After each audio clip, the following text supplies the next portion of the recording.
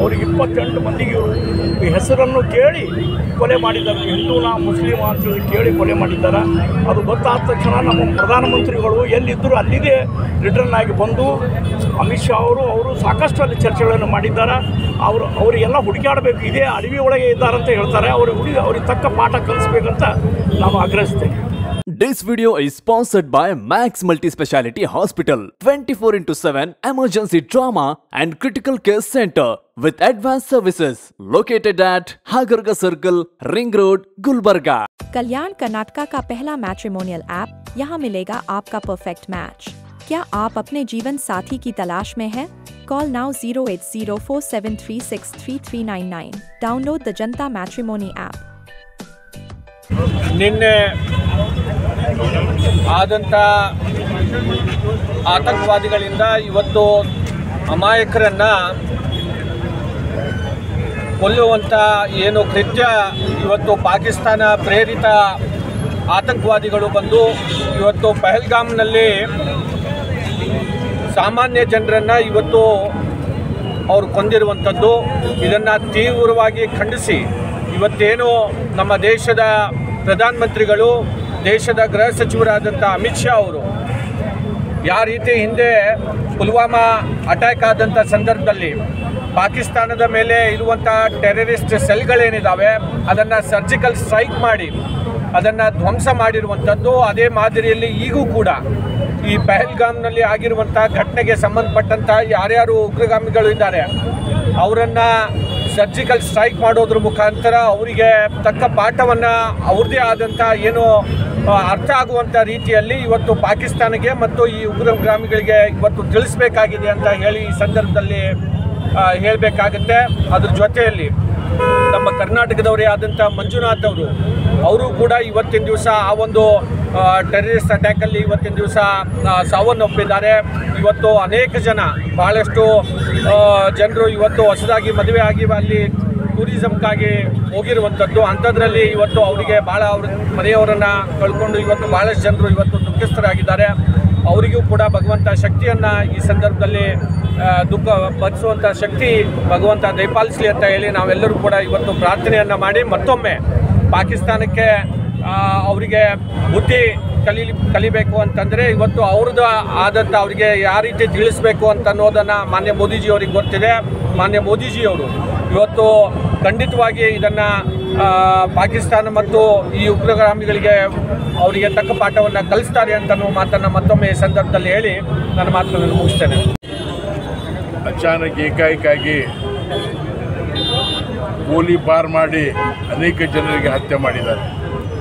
ಅದೂ 8 ದಿವಸ ಹಿಂದೆ ಒಬ್ಬ ಪಾಕಿಸ್ತಾನ ಸೇನೆ ಚೀಫ್ ಒಂದು ಉತ್ತೇಜನಕಾರಿ ಭಾಷಣ ಮಾಡಿ ಪಾಕಿಸ್ತಾನ ಬೇರೆ, ಭಾರತ ದೇಶ ಬೇರೆ, ಹಿಂದೂ ಬೇರೆ, ನಾವು ಮುಸ್ಲಿಂ ಬೇರೆ ಅಂತ ಹೇಳಿ ಪ್ರಚೋದನೆ ಕೊಟ್ಟು ನಮ್ಮ ದೇಶಕ್ಕೆ ಒಂದು ಆತಂಕ ಹಬ್ಬಿಸುವ ಪ್ರಯತ್ನ ಮಾಡಿದ್ದಾರೆ. ಆದರೆ ನಮ್ಮ ದೇಶದ ಜನ, ನಮ್ಮ ನರೇಂದ್ರ ಮೋದಿಜಿಯವರು ಇದಕ್ಕೆ ತಕ್ಕ ಉತ್ತರ ಕೊಡ್ತಾರೆ. ಕೇವಲ ಭಾರತೀಯರಲ್ಲ, ಇಬ್ಬರು ಹೊರ ದೇಶದವರು ಕೂಡ ಹತ್ಯೆ ಆಗಿದ್ದಾರೆ. ನಿನ್ನೆ ಸಾಯಂಕಾಲ ಟಿ ವಿ ನೋಡಿದಾಗ 1 ಗಂಟೆ ಕೇವಲ ಒಬ್ಬ ನಮ್ಮ ಮಂಜುನಾಥ್ ಒಬ್ಬರಿಗೆ ಹತ್ಯೆ ಆಗಿದೆ ಅಂತ ತಿಳ್ಕೊಂಡಿದ್ದೀವಿ. 1 ಗಂಟೆ 2 ಗಂಟೆ ಆದಮೇಲೆ ನಮ್ಗೆ ಗೊತ್ತಾಯಿತು 27 ಜನರು ಹತ್ಯೆ ಆಗಿದ್ದಾರೆ, ಅನೇಕರು ಗಾಯಗೊಂಡಿದ್ದಾರೆ. ನಮ್ಮ ಹೋಮ್ ಮಿನಿಸ್ಟರು ಮೋದಿಜಿಯವರು ಅರಬ್ ಟೂರ್ಗೆ ಹೋಗಿದ್ರು, ಅದು ಮುಟುಕುಗೊಳಿಸಿ ವಾಪಸ್ ಬಂದರು. ಅಮಿತ್ ಶಾ ಅವರು ಕೂಡ ಎಲ್ಲ ಕಾರ್ಯಕ್ರಮ ಬಿಟ್ಟು ರಾತ್ರಿ ಹೋಗಿ ಅಲ್ಲಿ 3-4 ಮೀಟಿಂಗ್ ಮಾಡಿ ಪರಿಸ್ಥಿತಿಯನ್ನು ಹತ್ತುಗೊಟ್ಟಿಗೆ ತಗೊಂಡಿದ್ದಾರೆ. ಇದನ್ನು ಇಡೀ ಭಾರತ ದೇಶ ಇದನ್ನು ಕಂಡಮ್ ಮಾಡ್ತಾ ಇದೆ. ಇದು ಭಾಳ ಪ್ರತಿಯೊಬ್ಬ 104 ಕೋಟಿ ಜನರಿಗೆ ಮನಸ್ಸು ನೋವು ಉಂಟು ಮಾಡಿದೆ. ಇವರಿಗೆ ಯಾರು ಕ್ಷಮೆ ಮಾಡಲ್ಲ, ದೇವರು ಕೂಡ ಕ್ಷಮೆ ಮಾಡಲ್ಲ. ಇಂಥವರಿಗೆ ಮೊಟಕುಗೊಳಿಸ್ಲಿಕ್ಕೆ ಭಾರತ ಎಲ್ಲರೂ ಒಂದಾಗಿ ತಮ್ಮ ಪರ್ಸ್ನಲ್ ಡಿಫ್ರೆನ್ಸಸ್ ಬಿಟ್ಟು, ತಮ್ಮ ಪೊಲಿಟಿಕಲ್ ಡಿಫ್ರೆನ್ಸಸ್ ಬಿಟ್ಟು, ರಾಜಕೀಯ ಇದರಲ್ಲೂ ಕೆಲವರು ರಾಜಕೀಯ ಉಪಯೋಗಕ್ಕೆ ಹೋಗ್ಬೇಕಂತ ಕೆಲವು ಸ್ಟೇಟ್ಮೆಂಟ್ ಅಲ್ಲಿ ಕೊಡ್ತಾ ಇದ್ದಾರೆ. ಅದು ಬಿಟ್ಟು ನಾವು ಒಂದಾಗಿ ಇದನ್ನು ಎದುರಿಸಬೇಕು. ಜನರಿಗೆ ನಾವು ಮತ್ತೊಮ್ಮೆ ಧೈರ್ಯ ಕೊಡಬೇಕು. ಇಂಥ ಘಟನೆ ಆಗಲಾರ್ದಂಗೆ ನೋಡಬೇಕು.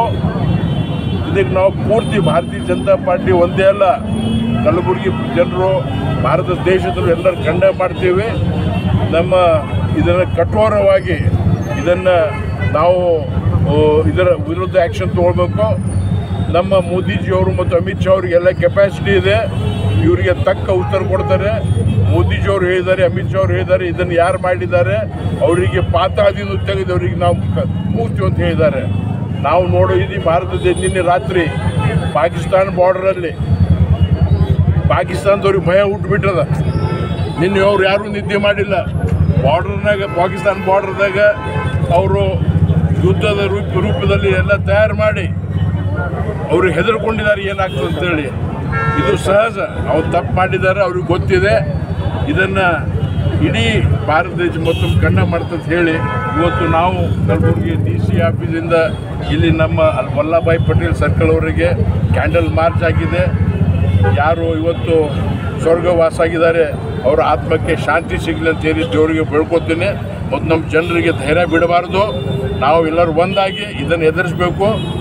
ಯಾರು ಟೆರರ್ ಕ್ರಿಯೇಟ್ ಮಾಡಲಿಕ್ಕೆ ಪ್ರಯತ್ನ ಮಾಡ್ತಿದ್ದಾರೆ ಅವರಿಗೆ ನಾವು ವಿಫಲಗೊಳಿಸ್ಬೇಕಂತ ಹೇಳಿ ಎಲ್ಲರೂ ವಿನಂತಿ ಮಾಡಿ, ಇವತ್ತು ನಮ್ಮ ಎಲ್ಲ ಕಾರ್ಯಕರ್ತರು ಎಲ್ಲ ಅನೇಕರು ಬಂದಿದ್ದಾರೆ.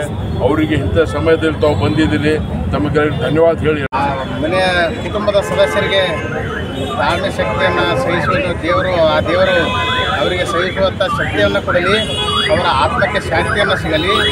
ನರೇಂದ್ರ ಮೋದಿಯವರು ವಾಪಸ್ ಬಂದ ನಂತರ ಇವತ್ತು ಮಧ್ಯಾಹ್ನದಾಗೆ ಇಬ್ಬರು ಆತಂಕವಾದಿಗಳನ್ನು ಹೊಡೆದು ಉರುಳಿಸ್ಯಾರ. ಈಗ ನಮ್ಮ ಸೈನಿಕರನ್ನು ಫ್ರೀ ಬಿಟ್ಟಾರ. ಇನ್ನು ನಾಳೆ ತನಕ ಎಲ್ಲರನ್ನು ಫಿನಿಶ್ ಮಾಡ್ತಾರೆ. ಆದರೆ ಹೋಗಿರ್ತಕ್ಕಂಥ ಜೀವಗಳು ಬರಲ್ಲ. ಇಂಥ ಒಂದು ಕೃತ್ಯಕ್ಕೆ ಏನು ಪಾಕಿಸ್ತಾನ ಅವರೇನು ಸಪೋರ್ಟ್ ಕೊಡ್ತಾರೆ, ಇದನ್ನೆಲ್ಲ ಭಾರತೀಯ ಜನತಾ ಪಾರ್ಟಿ ಖಂಡಿಸ್ತದೆ.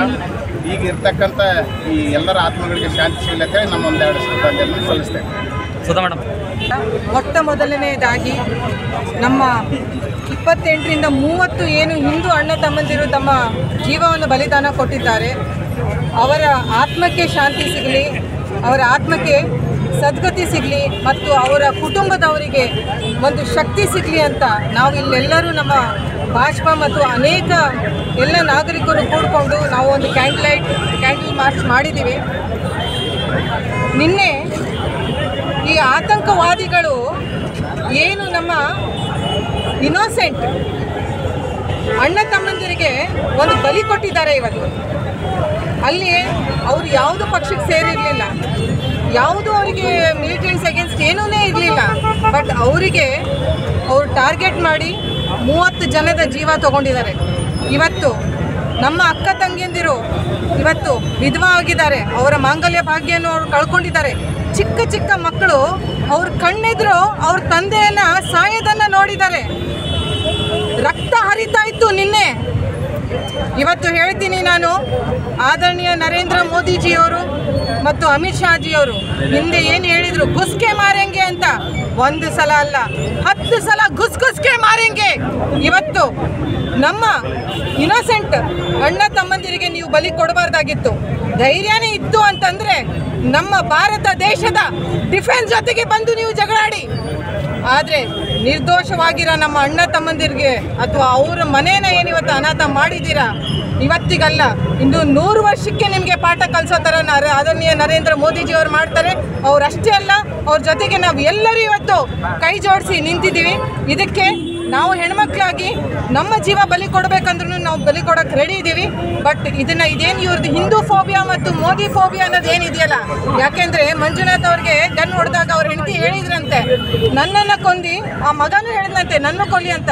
ಅವನು ಹೇಳ್ತಾನಂತೆ ಮೋದಿಜಿಕೋ ಜಾಕೆ ಬೋಲೋ ಅಂತ ಹೇಳ್ತಾನಂತೆ. ಧೈರ್ಯ ಇತ್ತು ಅಂತಂದರೆ ನಮ್ಮ ಸೇನೆನ ಎದುರಿಸಿ ನಮ್ಮ BJP ಮತ್ತು ಅನೇಕ ನಾಗರಿಕರು ಏನಿದ್ದಾರೆ ದೇಶದ ಸಲುವಾಗಿ ಇವತ್ತು ಜೀವ ಕೊಡೋಕ್ಕೆ ನಾವು ರೆಡಿ ಇದ್ದೀವಿ. ಈ ಏನು ಫೋಬಿಯಾ ಇದೆ ಇದರಿಂದ ಹೊರಗಡೆ ಬನ್ನಿ. ಇಲ್ಲ ಅಂತಂದರೆ 100 ವರ್ಷಕ್ಕೆ ನಿಮಗೆ ಪಾಠ ಕಲಿಸೋ ಮೋದಿಜಿ ಅವರು ಮಾಡ್ತಾರೆ, ಅಮಿತ್ ಶಾಜಿ ಅವರು ಮಾಡ್ತಾರೆ. ನಾವೆಲ್ಲರೂ ಅವ್ರ ಜೊತೆಗೆ ಕೈ ಜೋಡಿಸಿ ನಿಂತಿರ್ತೀವಿ.